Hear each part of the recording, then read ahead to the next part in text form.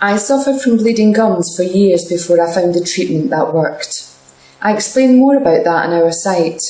Simply click the link below the video to find out more. The simplest and most effective method to get rid of your bleeding gums would be to use Gum Doctor. I would highly recommend using Gum Doctor going forward. Carrying this solution around with you and applying it just 3 times a day really does get rid of your bleeding gums for good. Use it for about a week and your bleeding gums will be gone forever. I would highly recommend using Gum Doctor for your bleeding gums. Applying it just 3 times a day really does heal your bleeding gums for good. Use it for about a week and that will do it. Preventing bleeding gums from getting worse is vitally important.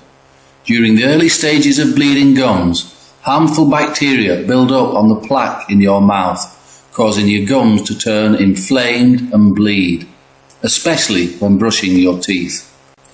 I suffered from bleeding gums for years before I found the treatment that worked. I explain more about that on our site. Simply click the link below the video to find out more.